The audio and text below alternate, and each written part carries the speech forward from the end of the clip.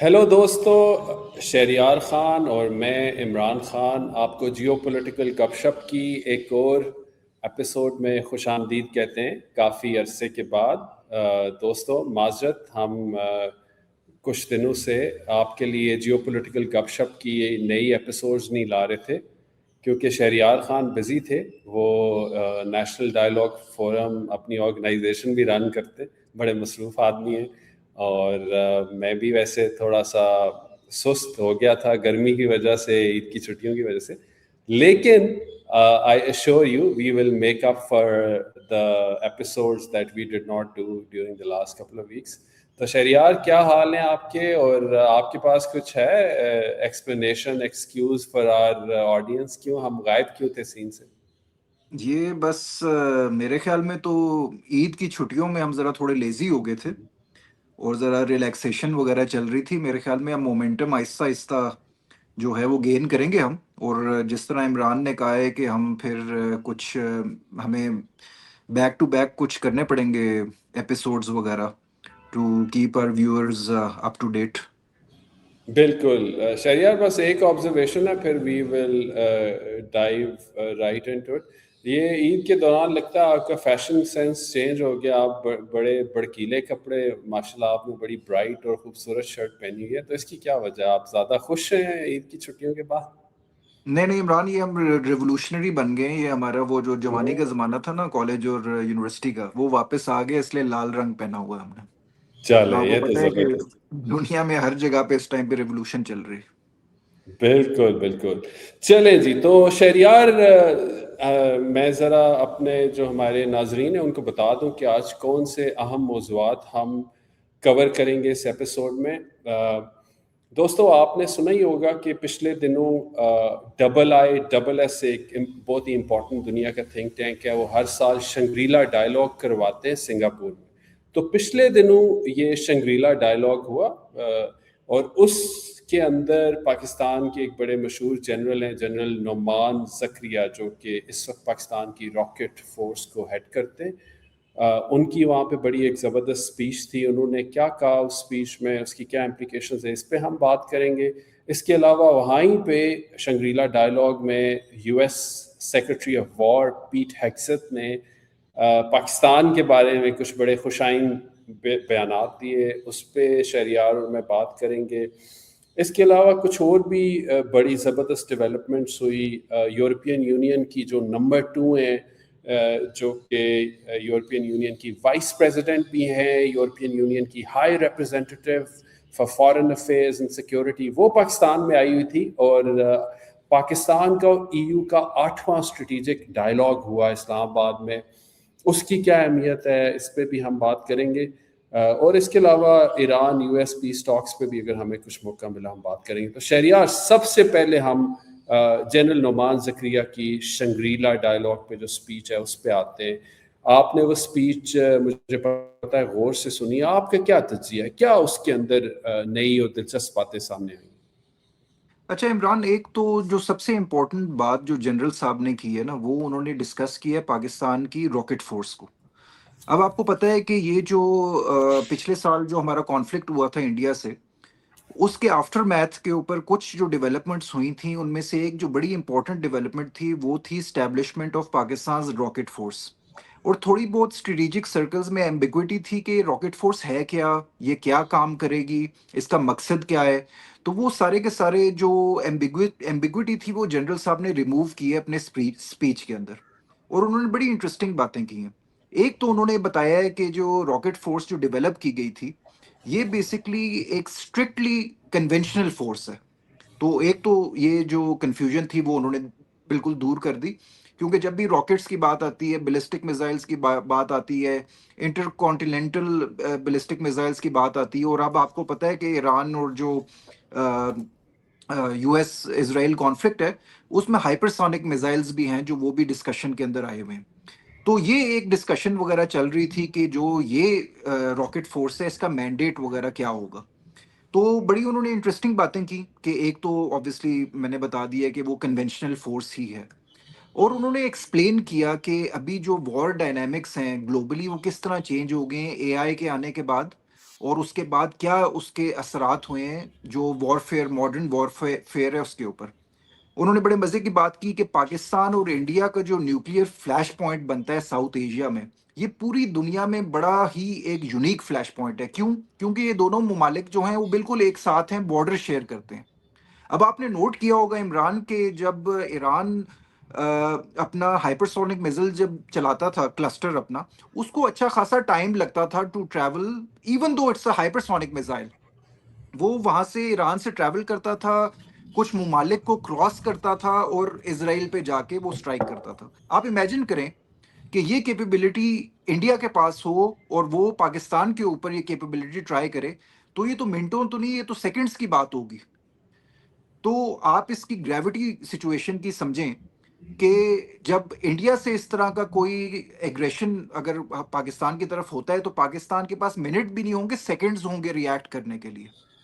تو ایک تو انہوں نے جو یہ دونوں کمانڈز ہیں، ایک تو ہماری اسٹریٹجک نیوکلیئر کمانڈ ہے اور ایک ہماری کنونشنل راکٹ فورس ہے، ان دونوں کو انہوں نے سیپریٹ کیا تاکہ ہمارے پاس ایک تو ڈومیننس رہے اور اس کے بعد 2-3 ایسے میجرز ہوں جو کہ پاکستانی کنونشنل لے سکیں. اچھا، اس میں صحیح. ایک جو لرننگ آئی تھی اس بار، انڈیا نے اپنے براموس جو میزائلز ہیں جن کی کافی رینج ہے، وہ basically I C B Ms بھی ہیں، ان کو بھی یوز کیا پاکستان کے اگینسٹ. اور پاکستان نے اپنے کنونشنل جو راکٹ سسٹمز ہیں، جو فتح راکٹ سسٹمز جن کو کہا جاتا ہے، وہ انہوں نے یوز کیا. تو بار جو ہمارا کانفلکٹ وغیرہ ہوا تو اس میں انہوں نے برہموز جو اپنے میزائل سسٹم ہے، جو انٹر کانٹیننٹل بھی ہے، وہ نیوکلیئر کیپیبل بھی ہے، وہ انہوں نے یوز کیا پاکستان کے اگینسٹ. اب دیکھیں یہ ایک بہت بڑی ایک ایسکیلیشن تھی جب برہموس میزائل یوز ہوتا ہے جو ایک نیوکلیئر کیپیبل بھی ہے. یہ تو بڑی میرے خیال میں ایک لک کی بات ہے کہ پاکستان نے اس کو بڑا میچورلی ہینڈل کیا، ورنہ یہاں پر تو ہمیں کس طرح پتہ چلتا کہ وہ نیوکلیئر کیپیبل ہے یا پھر وہ کنونشنل انہوں نے یوز کیا ہے. تو دس واز اے ویری مطلب کہ ہائی ایگریشن آن انڈیاز پارٹ.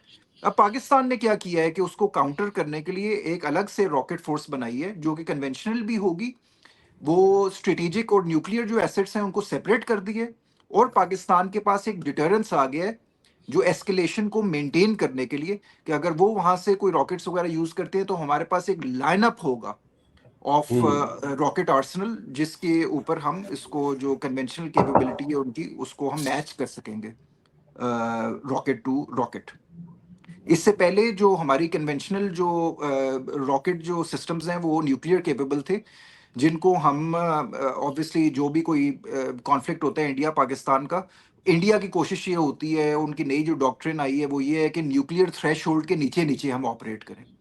تو وہ والی جو کیپیبلٹی ہے اس کا بھی توڑ پاکستان نے نکال لی ہے تاکہ اب ان کے لیے نیوکلیئر تھریش ہولڈ کے نیچے بھی آپریٹ کرنا بہت مشکل ہو جائے.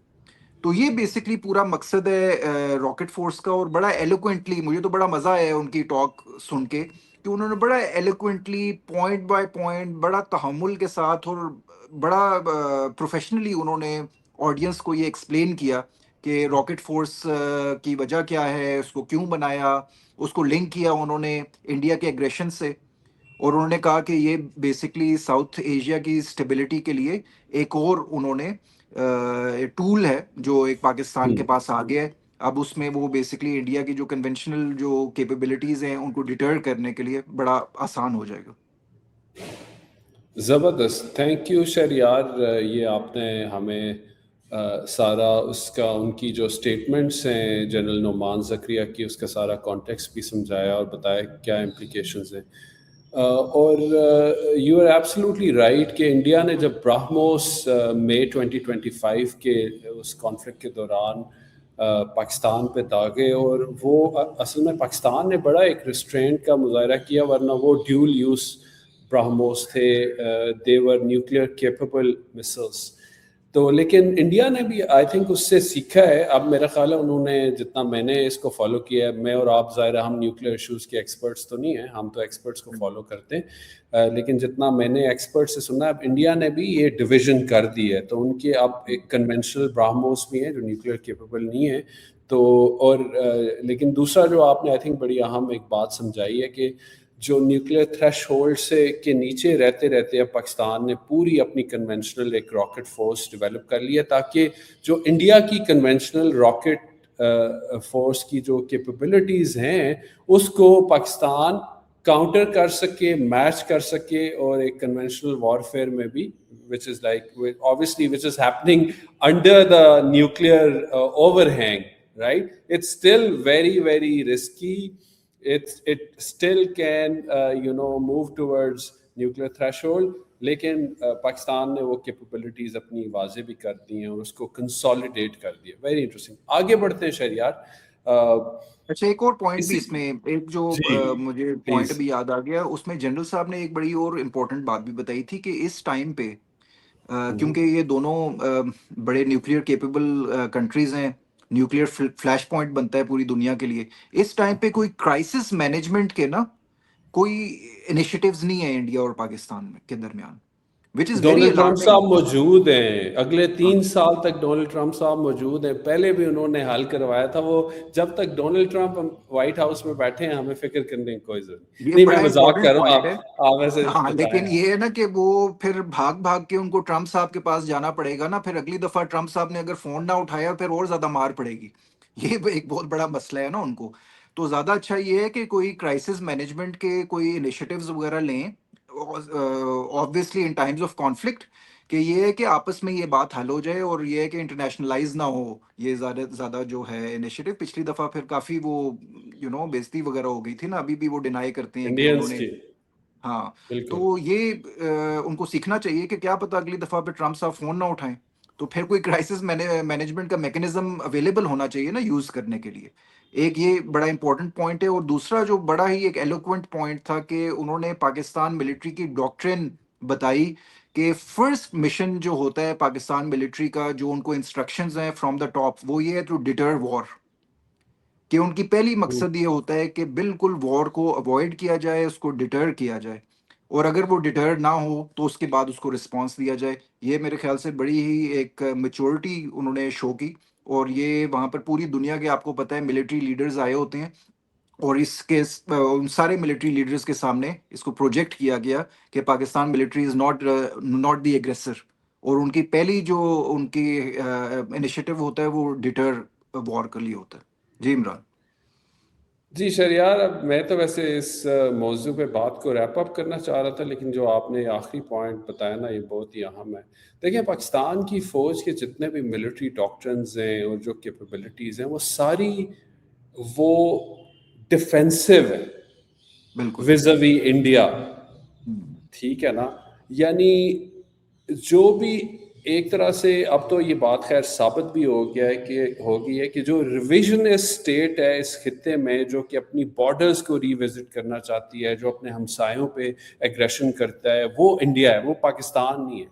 پاکستان ہمیشہ، آپ دیکھ لیں کارگل وار کے بعد ابھی تک جب بھی ایگریشن ہوا ہے، بالا کوٹ 2019 میں، مئی 2025 میں، وہ انڈیا کی طرف سے ہوتا ہے. ٹھیک ہے، تو یقیناً I think Pakistan is a very very responsible state and India should not try to take advantage of that. اچھا آگے بڑھتے ہیں. دوسرا ایشو جس پہ ہم بات کرنا چاہتے ہیں، اسی شنگریلا ڈائلاگ میں سنگاپور میں امریکہ کے سیکرٹری آف وار پیٹ ہیگزت نے ایک بیان دیا جس کے 2-3 جو ہے بڑی اہم اس کے حصے ہیں. ایک تو انہوں نے کہا کہ پاکستان کے ساتھ ہماری ایک ڈیولپنگ فرینڈشپ ہے، بہت ہی انہوں نے ایک مثبت پیرائے میں پاکستان کا ذکر کیا.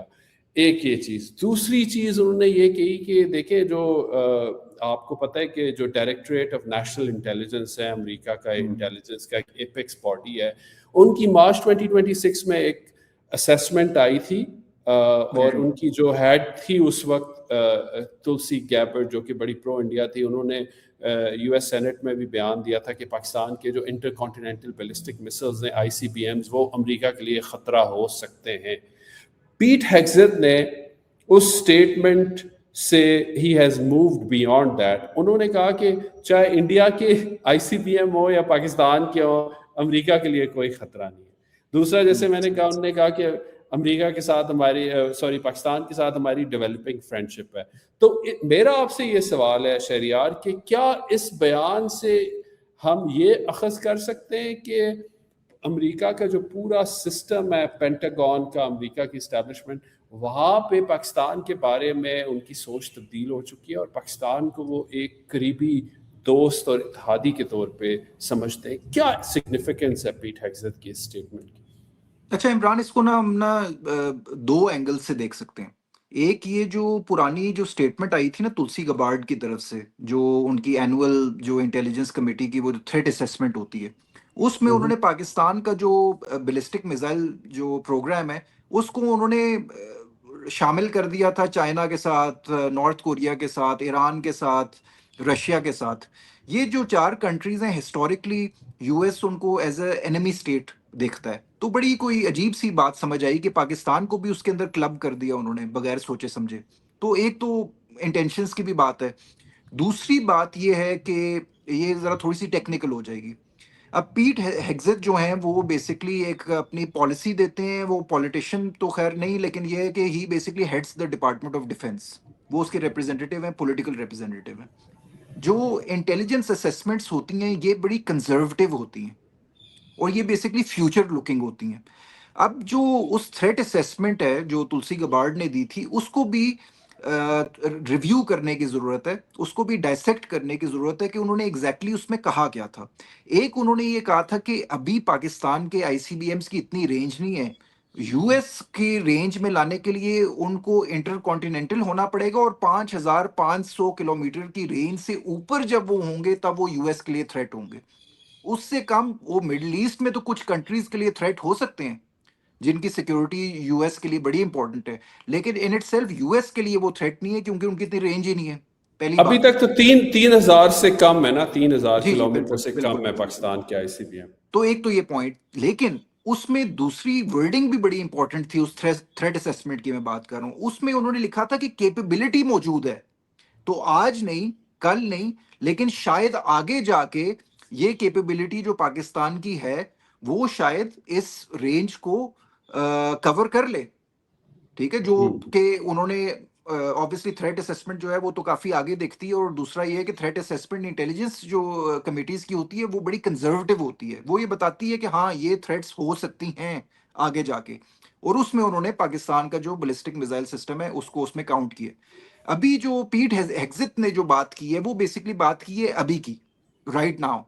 اس میں انہوں نے کہا کہ جی بالکل ہمیں پتہ ہے کہ جو پاکستان اور انڈیا ہے ان کے اپنے ایشوز ہیں، ان کی اپنی تھریٹ اسیسمنٹس ہیں، وہ ایک دوسرے کو سسپیشن سے دیکھتے ہیں، اور انہوں نے یہ جو کیپیبلٹی ہے ایک دوسرے کو ڈیٹر کرنے کے لیے بنائی ہے، اور یہ ہمارے طرف فوکس نہیں ہے، ہمیں اس سے تھریٹ نہیں ہے. یہ انہوں نے بات کی اور انہوں نے بالکل اس کو صحیح اس والے تناظر کے اندر بالکل صحیح کہا.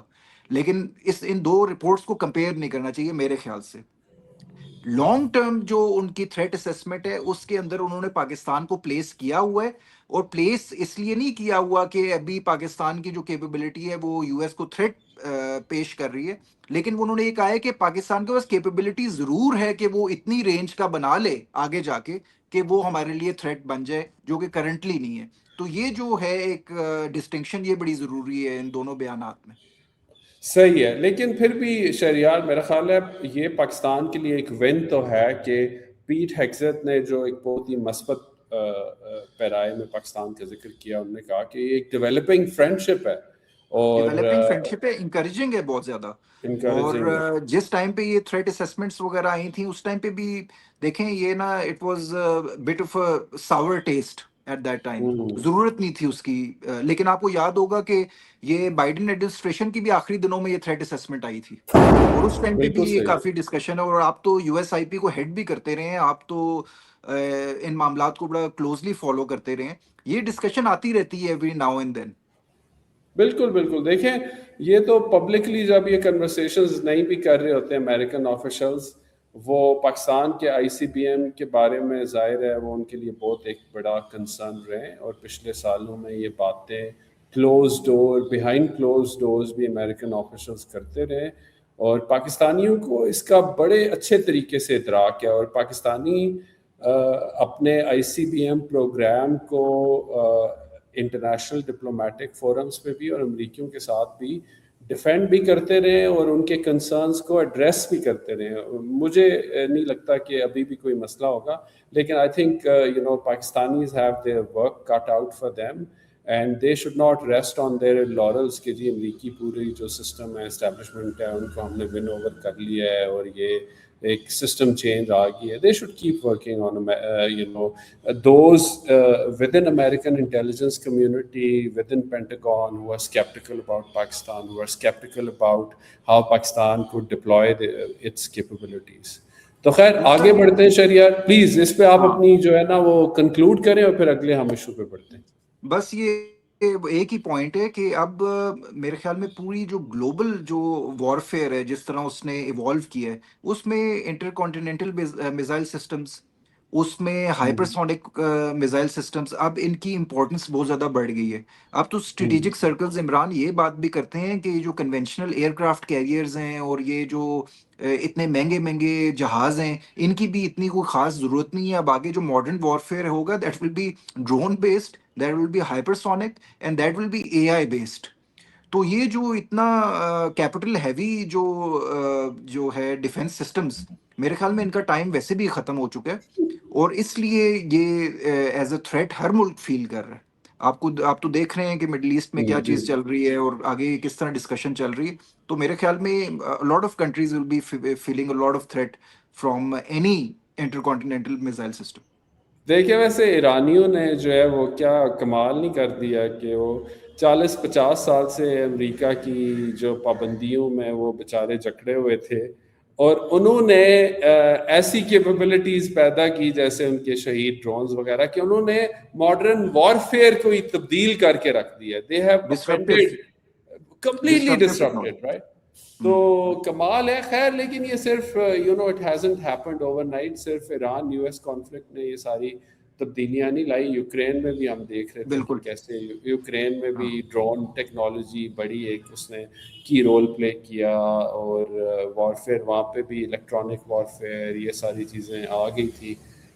پاکستان نے انڈیا کے سامنے جو کیپیبلٹیز دکھائی وہ بھی انہوں نے بھی کافی جو ہے نا ماڈرن وارفیئر کے تصور کو چینج کیا اور چائنا کی اپنی جو ٹیکنالوجیز ڈیولپ ہو رہی ہیں وہ بھی آپ کے سامنے. تو خیر very interesting.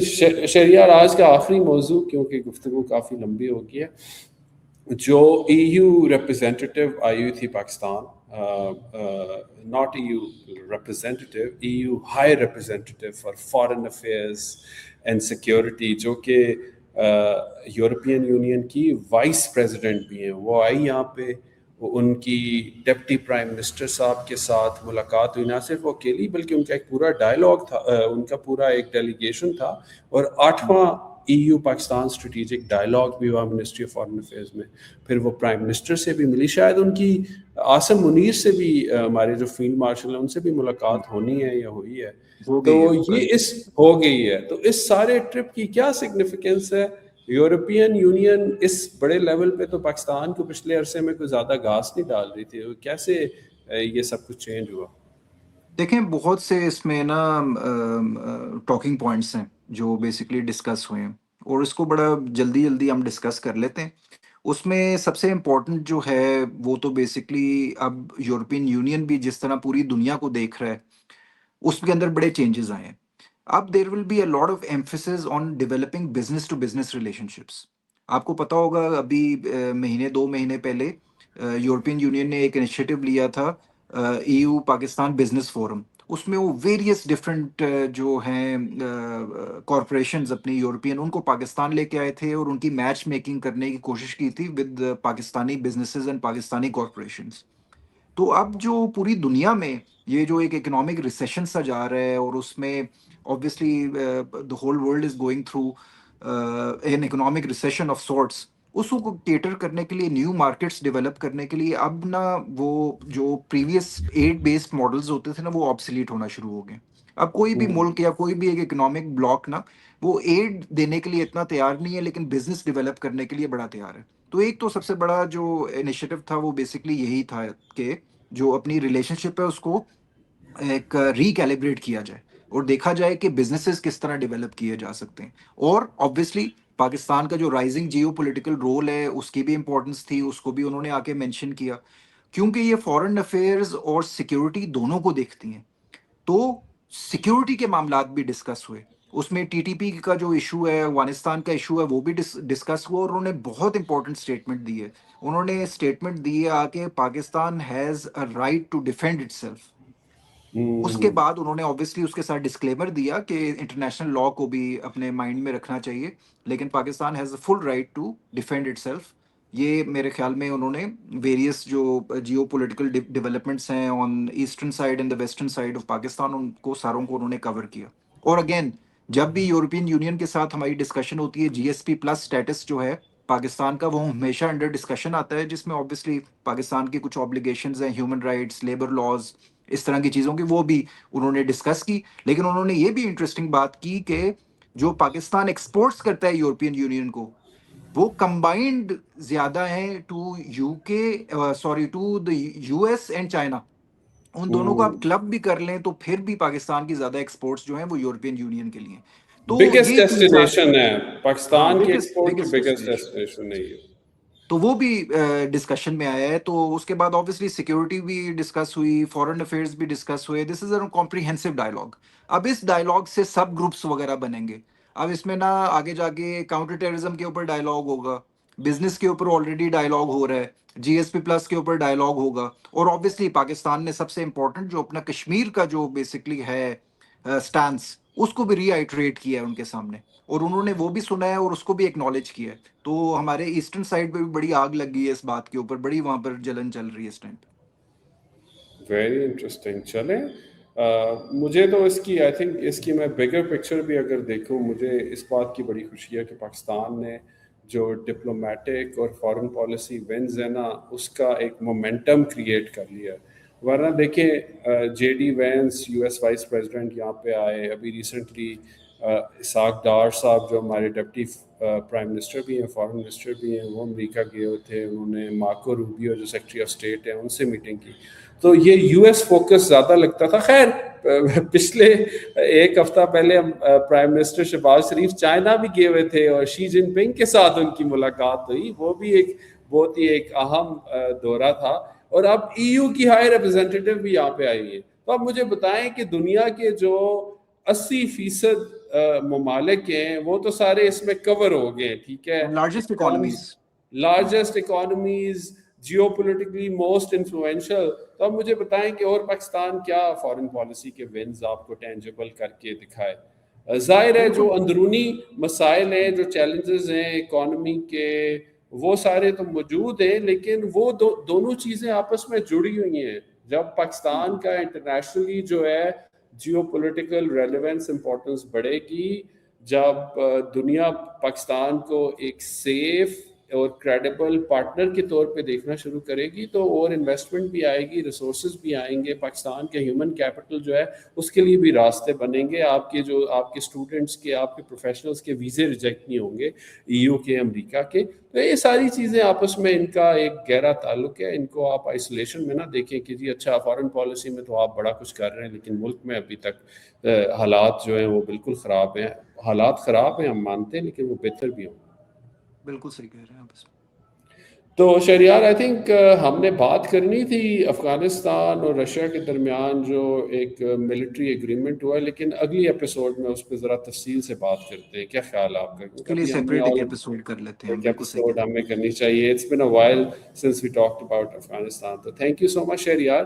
And yeah I am really excited کہ ہم نے ریزیوم کیا عید کی چھٹیوں کے بعد. تو آپ کوشش کریں گے کہ ہر ہفتے ہم 2-3 ایپیسوڈز اپنے ویورز کے لیے لائیں. بہت شکریہ. Take care. Talk to you soon. Thank you.